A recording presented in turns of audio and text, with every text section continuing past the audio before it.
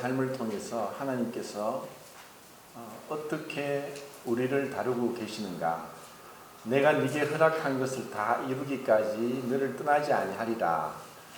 지난 시간에도 그 야곱은 평범한 사람이었고 우리와 동일한 사람이었고 또 비록 믿음의 선진으로서 성경에 기록되어 있고 또 우리 모든 믿는 사람들에게 본이 되는 그러한 인물임에도 불구하고 연약함 가운데 또 우리와 전혀 다를 바 없는 모습을 지니고 있었다는 것을 말씀을 드렸습니다. 그리고 우리에게도 동일하게 우리에게 많은 불완전함 그리고 결점과 또 부족함에도 불구하고 하나님께서는 우리의 어떠함에 의해서 우리를 축복하는 것이 아니라 그분의 그 뜻과 그리고 그분의 그 약속 그리고 그분의 그 성품, 온전하신 성품에 따라서 우리를 축복하신다는 것을 우리가 발견한다면 큰 은혜가 되리라고 생각을 합니다. 지난 시간에는 그 야곱이 야복강에서 변화된 그 모습을 살펴봤습니다.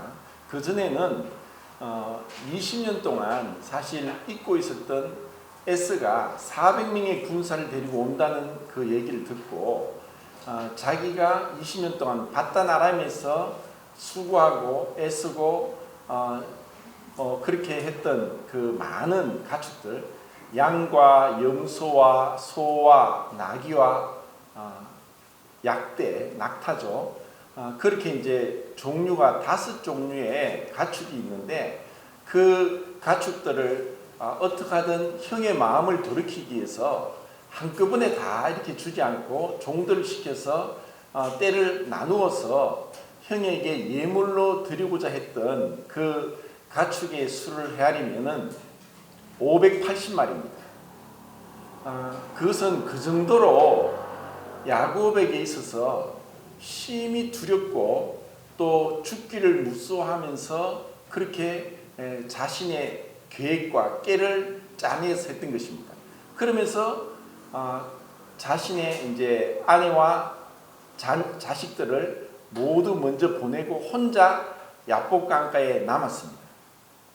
자, 여기서 우리는 무엇을 볼 수 있느냐? 어쩌면 우리와 동등하게 정말 우리는 자기 중심성에서 벗어나지 못합니다. 야곱이 그랬던 것처럼 우리 모두가 우리의 생명이란 아담 이후로 물려받은 우리의 생명은 모두가 동일합니다. 우선은 우리가 내 이웃을 내 몸과 같이 사랑하라. 자기를 사랑하지 않고 남을 사랑할 수 없고 또 온 천하를 얻더라도 자기의 생명을 잃어버리면 무엇이 유익하겠느냐 하고 주님께서 말씀하셨습니다. 그래서 우리는 그런 어떤 위급한 상황이 올 때 먼저 자기의 생명을 돌아보는 것이 지극한 우리의 본성적인 모습입니다. 이것을 보면서 우리 젊은 청년들은 잘 모를지라도 나이 드신 분은 다 아실 건데 지금은 이제 돌아가시고 땅이 없지만 황수관 박사님이라고 이제 웃음 강의로 유명했던 분이 계십니다. 이제 그분이 그 강의 중에 정말 많은 명강의를 했는데 한 가지 기억되는 것은 세상에서 어느 나라와 어느 민족을 막론하고 가장 아름다운 말, 단어를 10몇 개, 20몇 개를 딱 이제 꼽으면은 첫 번째가 뭐냐면 어머니라는 단어라고 얘기를 합니다. 어머니. 이것은 어디를 가나 어느 나라, 어느 민족, 시대를 막론하고 가장 아름다운 말은 어머니라는 단어랍니다. 그러면서 이제 자식이가 어릴 때 그 6.25 전쟁 때에 엄마 손을 잡고 피난을 가는 길이었고 누나도 같이 가고 있었는데 갑자기 이제 폭탄이 떨어졌어요. 그러자 앞에 가던 아버지가 도망가 하고 소리만 지르고 자기 혼자 논두렁으로 도망가 버렸답니다. 근데 자기 어머니는 어린 자기와 누나를 가슴에 안고 그 폭탄을 이제 피하기 위해서 자기의 이 자식들은 내가 살려야 되겠다 하고 가드를 품 안에 품고 그렇게 살아났다는 그런 얘기를 하면서 아버지는 도망갔는데 엄마는 자기를 안고 이렇게 보호했다는 그런 얘기를 하면서 마치 야곱을 보면서 그런 생각을 합니다. 야곱이 자기 살자고 어쩌면 이게 당연한 모습이 아닌가 싶지만 뭐 아버지와 어머니 좀 차이는 있겠죠. 그 뭐 모든 이제 동물들도 보면은 암컷이 다 새끼를 키우고 하나님이 주신 그러한 본능이 있습니다. 그래서 얼마 전에 제가 이제 오늘 그 이제 내일 수술 때문에 오늘 입원하는 그 김명 자매님한테 어떤 메시지를 보냈는데 이제 연락이 왔어요. 뭐라고 왔냐면은 이때까지 그 군에 있는 정년에게 수술한다는 얘기를 안 했는데 정년에게 이제 얘기를 해야 되겠다 싶어서 이제 엄마가 이제 뭐 암 수술하게 됐다고 하니까 이제 정년이가 계속 울더래요. 그래서 참 자기도 마음이 참 아팠다고 하면서 저에게 뭐라고 연락이 왔냐 하면은 저는 괜찮으니까 우리 아들 정년이를 위해서 기도해 주세요. 이렇게 이제 문자가 왔어요. 그래서 그것을 보면서 마음이 찡한 생각이 들더라고요. 본인이 이제 큰 수술을 앞두고 있는데 나는 괜찮으니까 우리 아들 정년이를 위해서 기도해 주세요. 이것이 이제 참 그 어머니의 마음이 아닌가 그런 생각을 하게 됐습니다. 자, 창세기 33장을 보겠습니다.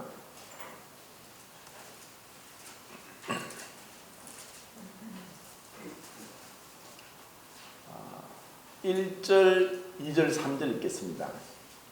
33장 1, 2, 3절 시작.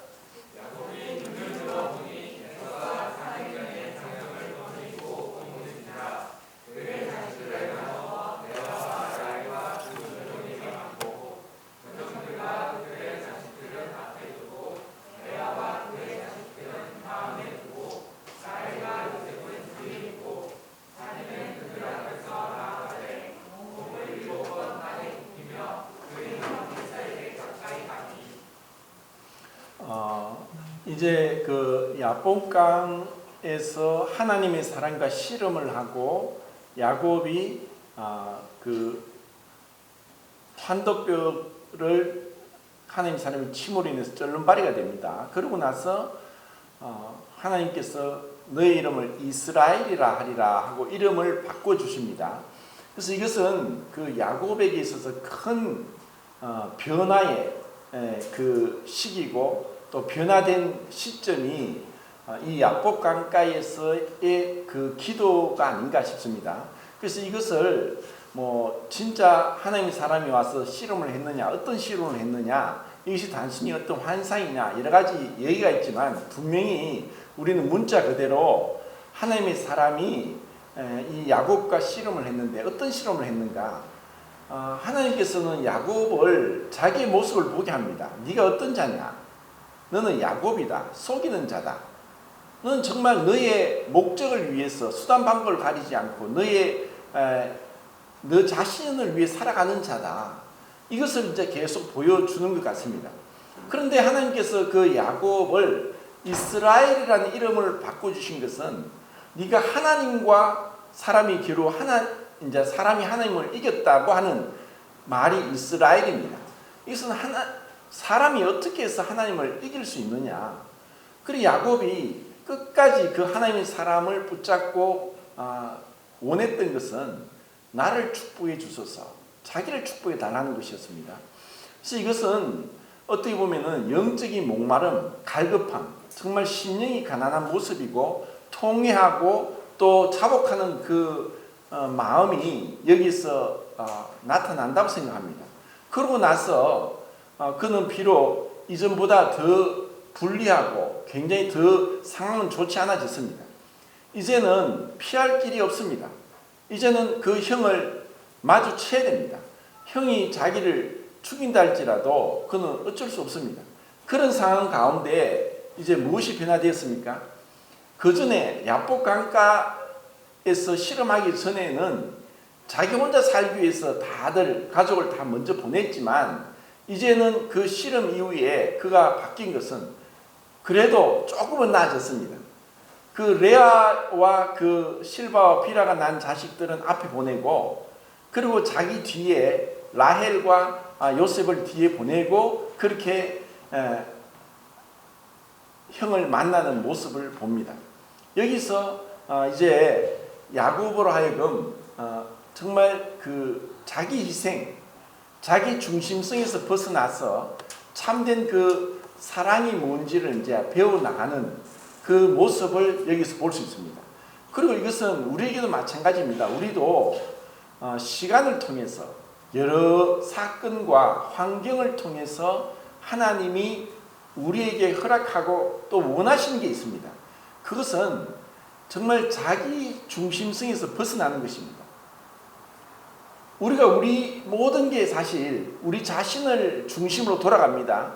그리고 내 감정에 따라서, 내 생각과 판단에 따라서, 또 내 의지에 따라서 상대방을 보고, 그리고 어떤 그 문제들을 해결하려고 합니다.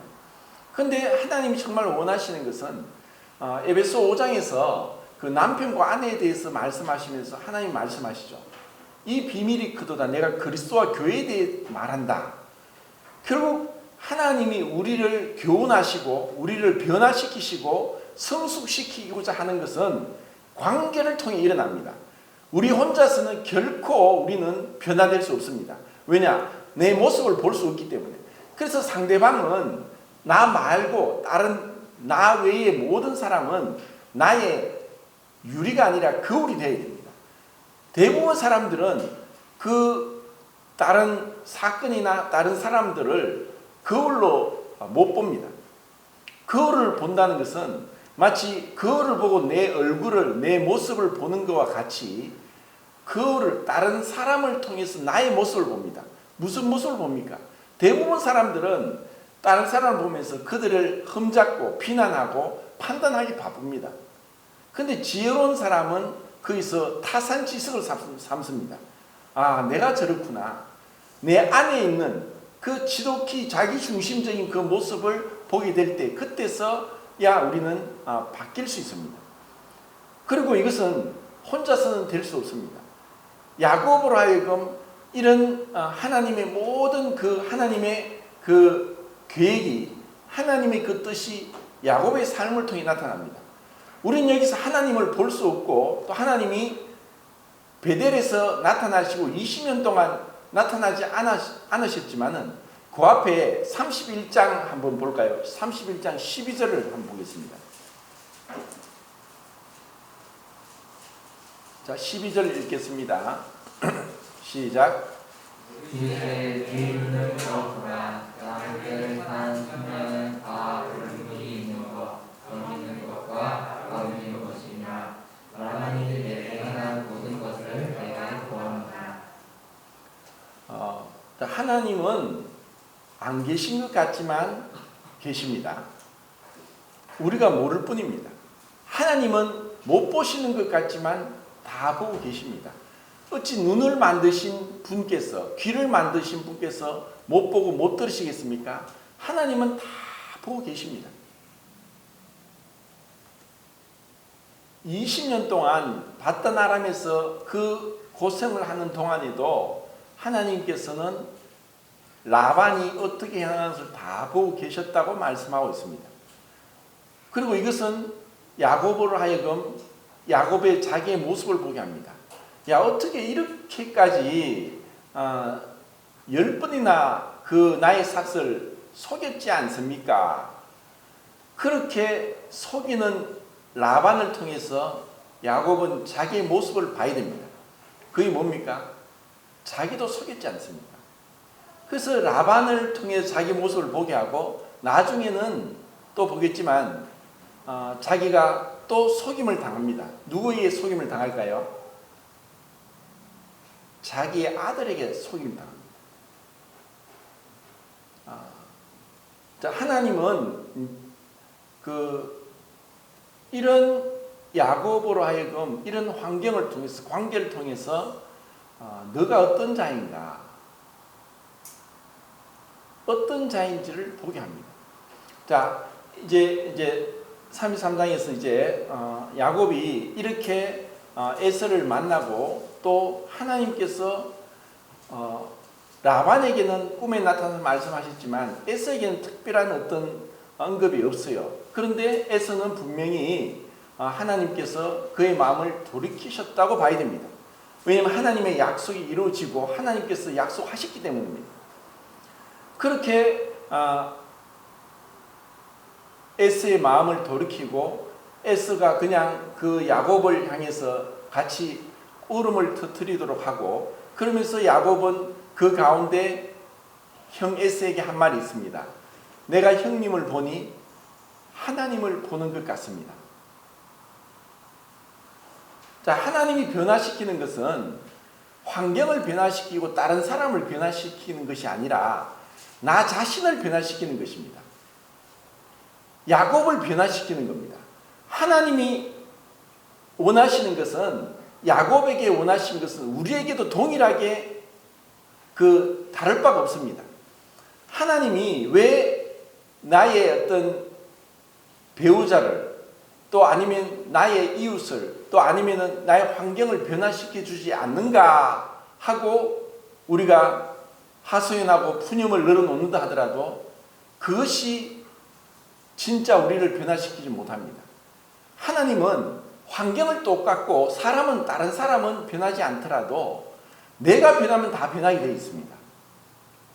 이것을 우리가 발견한다면은 문제는 다른 사람이 아니구나, 나 자신이구나 하는 것을 보게 됩니다. 에서를 향해서 야곱이 이런 말을 한 것이 단순히 그 앞에 580마리의 그 자기가 소중하게 아끼고 아꼈던, 수고하고 그렇게 모은 그 재산의 그 일부분인 580마리의 양과 염소와 소와 나귀와 약대를 그냥 주는 것처럼 형의 마음을 부드럽게 하고 돌이키고 하기 위한 것이라기보다, 그 순간에 형이 와서 자기를 죽이고자 했던 그 원수와 같은 그 동생을 죽이고자 했던 그 원한을 한순간에 그냥 눈 녹듯이 녹게 하고 그를 껴안고 울 수밖에 없던 그 모습 가운데서 하나님을 발견한 것입니다. 내가 형을 보니까 하나님을 보는 것 같습니다. 우리의 마음이 주님을 향해서 변화될 때, 그때 우리는 범사에 감사할 수 있다는 것은, 범사에 그분의 주권이 임하고 있고 범사의 모든 환경 가운데 주님이 임재해 계시고 주님이 함께 하신다는 것을 발견하는 것입니다.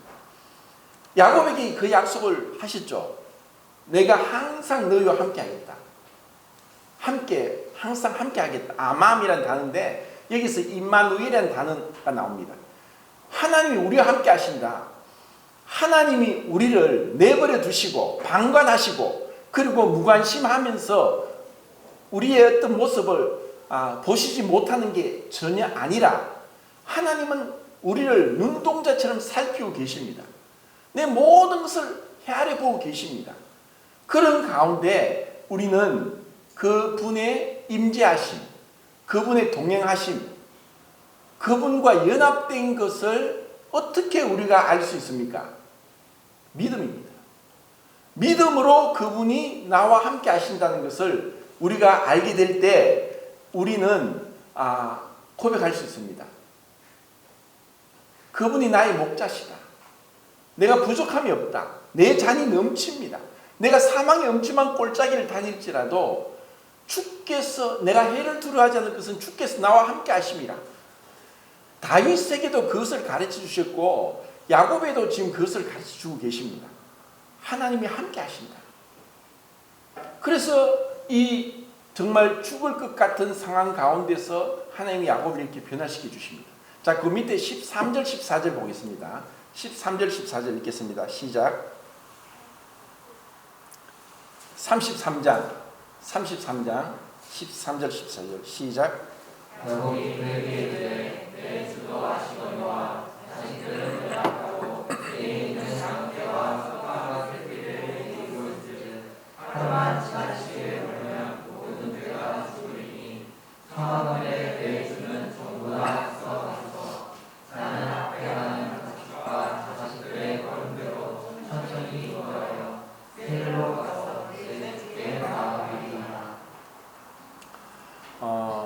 지금 이제 에스가 이제 야곱에게 같이 가자라고 할 때 야곱이 한 말입니다.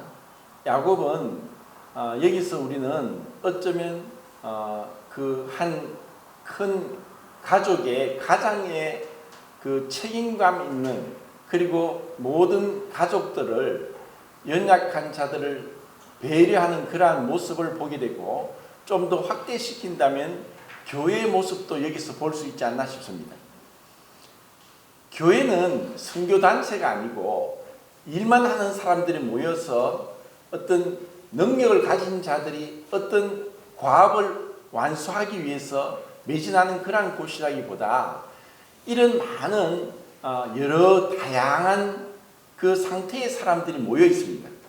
만약에 야곱이 자기 자신만을 생각한다면은 그냥 조금만 과하게 길을 인도하고 몰고 하면은 이 새끼 뵌 많은 가축들이 있고 또 어린 자녀들이 있고 한데 이들이 같이 따라갈 수가 없습니다.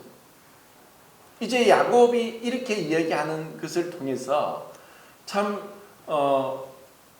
어떻게 이럴 수 있었을까? 어쩌면 야곱은 정말 뱃속에서부터 자기의 성취욕이 강한 사람, 내가 원하는 것을 반드시 이루겠다, 그런 욕심이 대단한 사람이었습니다.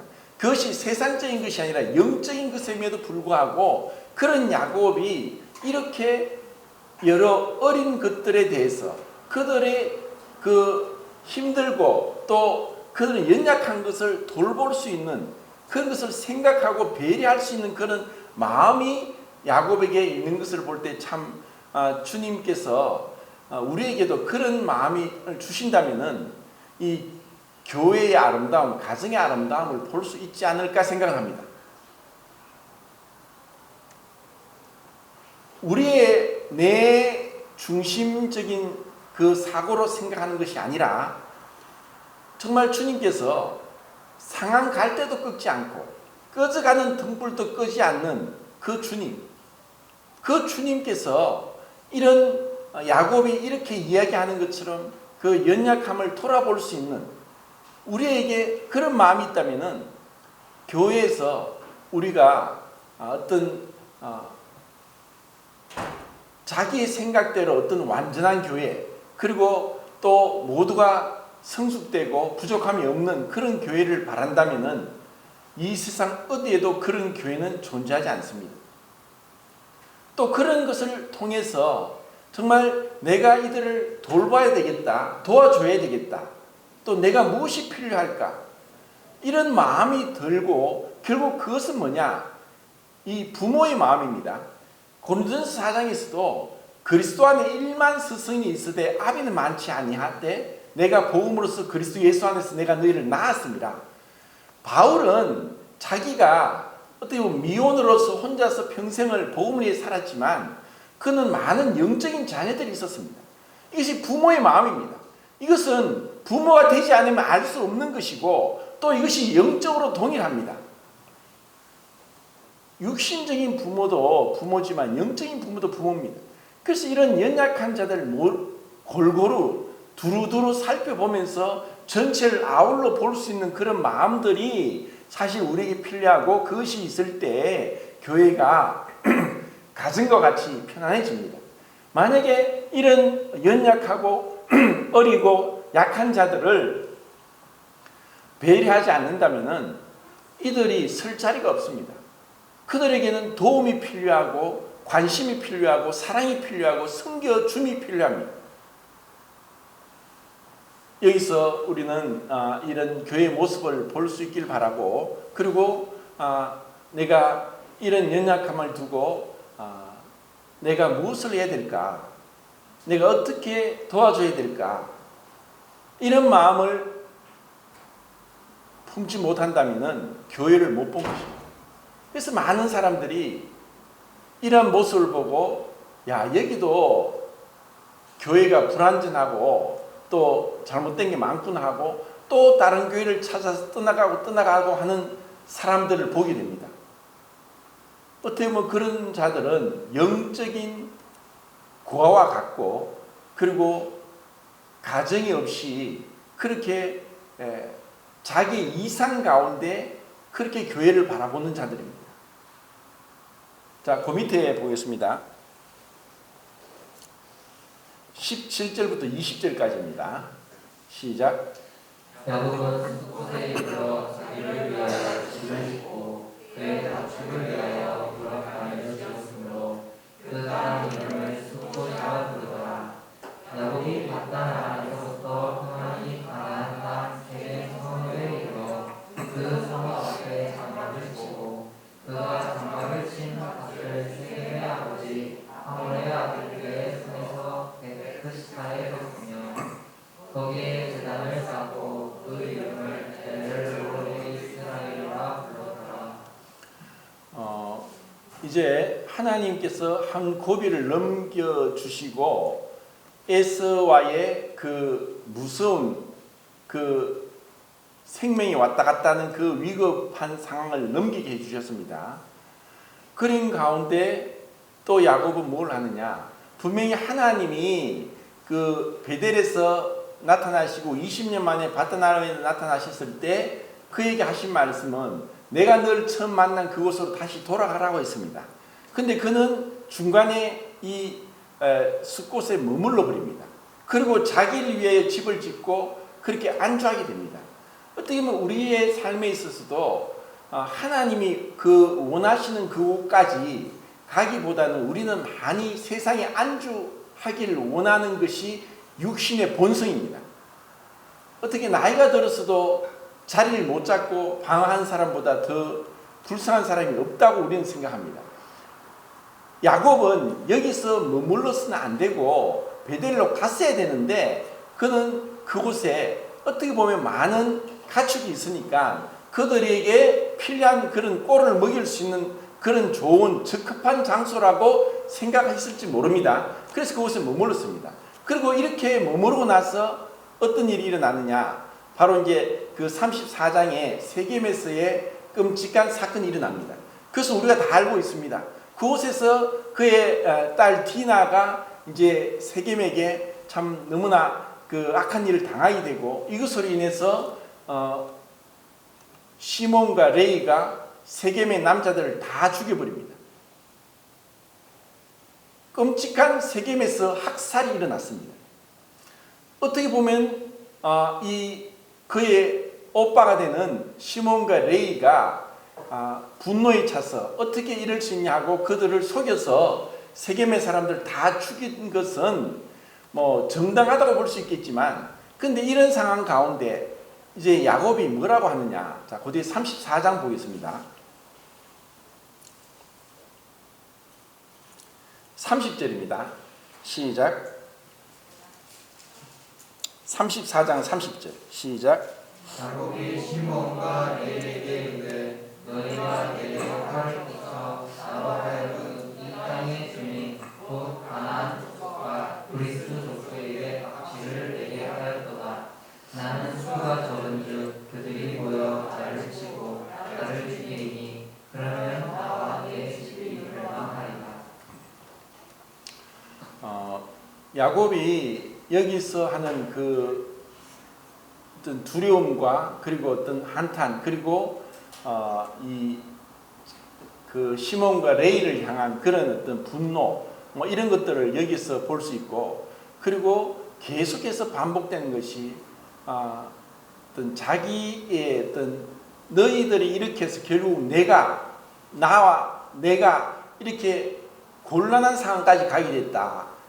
이런 지극히 어떤 자기 중심적인 그런 절규를 하고 있는 것을 봅니다. 이것이 어쩌면 당연할 수도 있고 결국 자기가 이런 사건의 가운데서 이제까지 왔던 모든 것, 내가 그렇게 열심히 달려왔던 모든 것이 한순간에 날아갈 수 있다. 왜냐하면은 자신은 사실 그 당시에 상황 가운데서 볼 때 그 당시에는 법이 없습니다. 경찰도 없고 그래서 자기는 자기가 몸을 자기가 지켜야 되는 그런 상황 가운데 이제 주위에 있는 여러 부족들이 이것을 알고 야 저들이 잔악하다 저들을 가만히 내버려 두면 우리도 죽겠다 해서 연합해서 들어오면 그들은 순식간에 몰살될 수 있는 그런 상황입니다. 그래서 야곱이 지금 이렇게까지 불안해하고 이렇게 정말 무서워 떨 수밖에 없는 것을 우리는 충분히 이해할 수 있습니다. 그런데 여기서 정말 야곱이 또 무엇을 어떤 부분을 놓치고 있는가? 그것은 자기의 딸 디나가 강간당한 그 사건 가운데서 어떤 야곱의 어떤 심정의 변화가 있기보다는 이제 그들이 자기의 아들들이 그 세겜 남자를 다 죽이고 그러므로 인해서 자기의 가족이 몰살될 수도 있다는 그것이 거의 더 크게 다가왔습니다. 어쩌면 이것이 뭐 당연한 우리의 모습이라고 볼 수도 있겠지만 야곱은 어쩌면 우리가 평생을 제가 지난 시간에 말씀드렸듯이 자기 중심성에서 벗어나는 것이 성령의 도우심으로 우리가 성숙되어 가는 과정인데 결론적으로 말해서 이것은 죽을 때까지 불가능하다. 죽을 때까지 우리는 이것이 불가능하다. 왜냐하면 육신을 입고 있는 이상 그렇습니다. 그리고 야곱에게도 그런 육신적인 모습을 우리는 보게 됩니다. 이런 가운데 이제 다른 길은 없습니다. 여기서도 사실 에서가 자기를 20년 전에 원한을 자기를 에서를 속인 것에 대한 그 분풀이를 당해서 죽을 수 있는 것보다도 더 큰 위급한 상황 가운데 야곱이 들어갔습니다. 이제는 사실 그 주위에 소문이 자자하게 퍼질 것이고 그리고 이들이 낯선 데서 와서 우리 지역에 들어와서 한 족속들을 완전히 몰살시켜버렸다 하는 소문은 파다하게 퍼져나갔을 것입니다.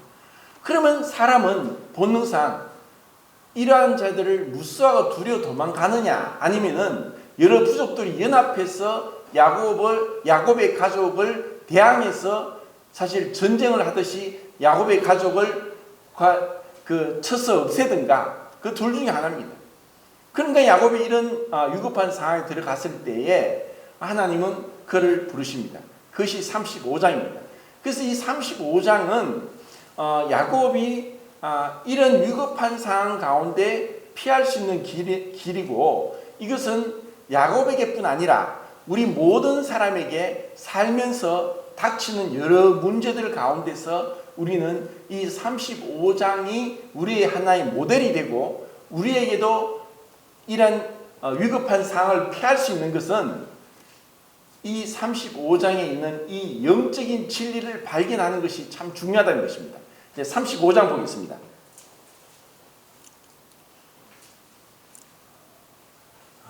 일 1절부터 5절까지 읽겠습니다. 시작. 하나님이 야곱에게 이르시되 일어나 그대로 올라가서 이리로 거주하며 네가 네 이름 에서의 낯을 피하여 도망가던 때에 내가 나타났던 하나님께 거기서 제단을 쌓아라 하시니라. 야곱이 위에 자기 집과 사람과 자녀와 함께 한 모든 자에게 이르되 너희 중에 있는 이방 신상들을 버리고 자신을 정결하게 하고 너희들의 의복을 바꾸어이라. 우리가 일어나 베델로 올라가자. 내 환난 날에 내게 응답하시며 내가 가는 길에서 나와 함께 하신 하나님께 내가 거기서 제단을 쌓으려 하노라 하니 그들이 자기 손에 있는 모든 이방 신상들과 자기 뒤에 있는 귀고리들을 야곱에게 주는지라. 야곱이 그것들을 세겜 근처 상수리 나무 아래에 묻고 그들이 떠났으나 하나님이 그 사명 돌들로 크게 되어가게 하셨으므로 야곱의 아들들을 죽였다는 자가 없었더라. 우리는 여기서 우리가 해야 될 일이 있고 또 하나님께서 하시는 것이 있습니다.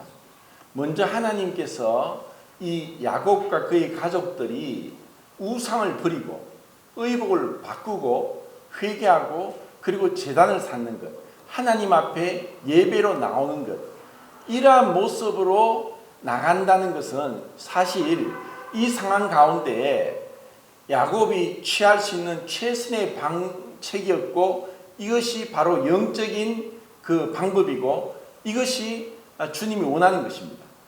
만약에 인간적인 방법으로 했다면 어떻게 할까? 빨리 도망을 가야 됩니다. 그러면 정말 빨리 도망갈 수 있겠습니까? 야곱은 이제 쩔른발입니다. 그리고 빨리 도망가고 싶다 할지라도 그게 많은 어린 자녀들도 있고 또 새끼 뵌 가축들이 많이 있고 그리고 어린 새끼들이 갓 태어난 새끼들이 있습니다. 절대로 빨리 도망갈 수가 없습니다. 그런데 우리가 생각하는 방법은 너무 인간적이고 인간적으로 생각한다면 절대 이렇게 하지 못합니다. 아니 지금 한시가 급합니다. 언제 이 주위에 있는 이 부족들이 연합해서 자기들 쳐들어와서 죽일지 모르는 상황입니다. 그런데 지금 야곱이 무엇을 합니까? 야곱은 어쩌면 너무나 이게 태연하게 저 상황이 얼마나 위급한지 감지를 못하는 것 같고 이러다가 지체하다가 몰살될 수 있는 그런 상황 가운데 있을지도 모릅니다. 그런데 야곱은 무엇을 봤습니까? 모든 문제의 근원을 하나님과의 관계에서 봐야 됩니다. 하나님 앞에서 우리의 모습, 하나님 앞에서 그분이 기뻐하시고 그분이 원하시는 게 무엇이고 그분이 싫어하시고 그분이 정말 미워하시는 게 무엇인지를 보는 것이 첫째입니다. 먼저는 무엇을 봅니까? 그들 가운데 많은 우상이 있었다는 것. 결국 하나님보다 더 우선시하는 게 우상입니다. 우리 마음에 우리의 삶의 어떤 방식에 있어서 하나님 것보다도 세상 것이 많이 들어오고 세상 것을 우리가 이용하기보다는 세상 것에 이용을 당하고 그들에게 끌려간다면 그것이 우상이 될 수 있습니다.